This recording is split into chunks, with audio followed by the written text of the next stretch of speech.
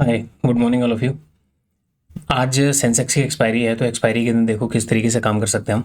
सबसे पहले निफ्टी का चार्ट देखो 5 मिनट के टाइम फ्रेम पर। कल काफ़ी अच्छी नीचे से एक बाइंग हुई है, और ये बाइंग के बाद जो है मार्केट ने लास्ट में जो कंसोलिडेट किया है ना, तो इस वाले फेज़ के अंदर आप ये मान के चलो कि buyers and sellers both are available. अब इस कंडीशन में आप क्या कर सकते हैं कि अगर मार्केट में देखिए, अगर आपको ट्रेड करना है तो कॉल साइड या पुट साइड, मेजर जो फोकस होना चाहिए वो कॉल साइड के अंदर होना चाहिए। और देखिए जिस तरीके से मार्केट में ना मोमेंटम होता है, तो आप क्या करो, देखो इस तरीके से चार्ट को कि जिसे ये मोमेंटम होना है। मैंने आपको 1 our and half an hour के टाइम फ्रेम पर भी कुछ सेटअप बताए हुए हैं।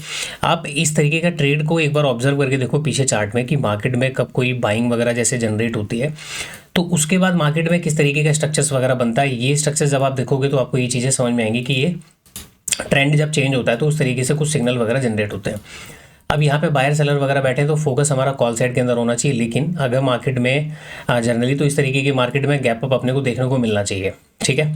क्योंकि मार्केट लास्ट में जाके रेंज बनाया है, तो ये जो रेंज लास्ट में जाके बनी है ना, तो ऐसी कंडीशन में गैप अप वगैरह अगर दिख जाता है तो हो सकता है कि गैप अप के बाद दो ही कंडीशन होती है, या तो मार्केट ऊपर चला जाए या तो मार्केट नीचे नीचे आ जाए।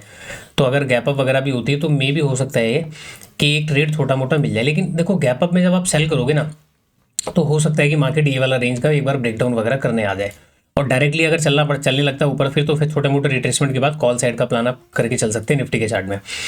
तो और अगर फ्लैट वगैरह ओपन हो जाता है, गैप अप ओपन होता है तो वहाँ पे आप कॉल साइड के अंदर काम करना। गैप डाउन में ना एक बात ध्यान रखना, आसपास देखो ये जो बायर्स है ना, यहाँ पे बैठ के आप इनको डायरेक्टली मत टारगेट करना। अगर आपको गैप अप में फ्लैट में अगर सेलिंग वगैरह करने की अपॉर्चुनिटी मिलती है, तो सेलिंग क्या करना, जैसे कि ये वाला जोन आपको दिख रहा है, ये वाला जोन का ब्रेकडाउन हो जाए या ये वाले जोन का सपोर्ट वगैरह लेने लगे, तो फिर आप वहाँ तक का टारगेट रखना, ज़्यादा बड़े टारगेट मत रखना। सेलिंग में प्रॉपर टारगेट कब होगा, जब मार्केट अगर गैप डाउन थोड़ा सा अच्छा खासा खुल जाए, और उसके बाद अगर मार्केट क्या करता है 261 के लेवल को ब्रेकडाउन वगैरह करता है ना, तो मे बी फिर मार्केट में क्या हो जाएगा, ये जो बायर्स हैं ये ट्रैप हो जाएंगे। तो इनको टारगेट करने का आप प्लान कर सकते हैं। हालांकि गैप अप के अंदर भी छोटा मोटा सेलिंग वगैरह आप प्लान करना चाहे कर सकते हैं, अदरवाइज मेन फोकस आपका कॉल साइड के अंदर होना चाहिए। कल एनालिसिस वाली वीडियो नहीं आई थी, तो उसका लिए आप टेलीग्राम चैनल ज्वाइन कर लीजिए। मैंने टेलीग्राम चैनल पर अपडेट कर रखा था। कल मार्केट में मैंने एक वीडियो बना के पोस्ट कर दिया था, तो जो पीछे का जो हमारा सिनेरियो था कि परसों जो एनालिसिस डाली थी, तो ये वीडियो मैंने डाल दिया था। इसमें मार्केट ओपनिंग से पहले 9:36 के बाद पे मैंने एक वीडियो बना के डाला था कि मार्केट में काम किस साइड में करना है और मेरा फोकस किस में है। बैंक निफ्टी के चार्ट में आ जाते हैं। बैंक निफ्टी के चार्ट के अंदर यहाँ पे 49,600 के आसपास का एक रेजिस्टेंस आपको दिख रहा है, देन उसके बाद 865, नीचे दो सपोर्ट है। बैंक निफ्टी में थोड़ा मोमेंटम अच्छा खासा हो गया, ठीक है, यहाँ पे मोमेंटम अच्छा खासा हुआ है। तो ऐसे में फ्लैट में और इसके अंदर भी गैप अप मिलना चाहिए यहाँ पे कहीं पे ऊपर की तरफ। बाकी देखते हैं कि कितने बड़ा गैप अप या गैप डाउन खुलता है, कहाँ खुलता है। तो ओवरऑल इसके अंदर भी कॉल साइड का प्लान रह सकता है। लेकिन अगर मार्केट गैप अप वगैरह खुलता है और नेगेटिव सिनेरियो दिखता है, तो आप पुट साइड के अंदर भी ट्रेड कर सकते हैं। लेकिन ध्यान रहे कि पुट साइड में फिर 200 के आसपास या क्लोजिंग प्राइस के ब्रेकडाउन के आसपास आपको मार्केट से एग्जिट करना पड़ेगा।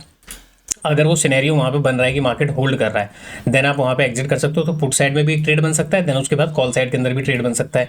अगर डायरेक्टली गैप डाउन वगैरह खुल के ऊपर चलने लगता है, तो सीधा कॉल साइड के अंदर आप काम कर सकते हैं। सेंसेक्स के अंदर आते हैं। सेंसेक्स की आज एक्सपायरी है। एक्सपायरी से पहले मार्केट ने एक मूव कर दिया, देन इसने जाके कंसोलिडेट किया हुआ है। कंसोलिडेट के बाद लास्ट में इसने एक ये मोमेंटम किया हुआ है। ये मोमेंटम पता है कैसा मोमेंटम, जैसे आप निफ्टी का चार्ट देखें तो इसमें क्या है, अगर आप मार्केट ने कंसोलिडेट करके छोड़ दिया, यहाँ पे नीचे की तरफ नहीं आया है, ठीक है, और सेंसेक्स ने क्या किया, नीचे की तरफ एक मोमेंटम दिया है, क्योंकि इसकी आज एक्सपायरी है। तो ऐसे में जो कॉल्स वगैरह के अंदर जो पोजीशन बना के बैठते हैं, तो पहले मार्केट ने उनको ऑलरेडी एक वार्निंग दे रखा है। तो सेंसेक्स में ध्यान से सेल कीजिएगा, ऐसा ना हो कि आप सेंसेक्स के चार्ट में सेलिंग कर लें। सेंसेक्स के चार्ट में सेलिंग तभी बनती है जब मार्केट में गैप डाउन वगैरह ओपन होकर ये 822 820 के लेवल को ब्रेक डाउन करेगा, तो एक अच्छा खासा सेलिंग आपको इस वाले लेवल को कवर करता हुआ दिखेगा, ठीक है। तो सेंसेक्स में सेलिंग ना करें, सेलिंग करनी हो तो बैंक निफ्टी और निफ्टी के चार्ट में करें।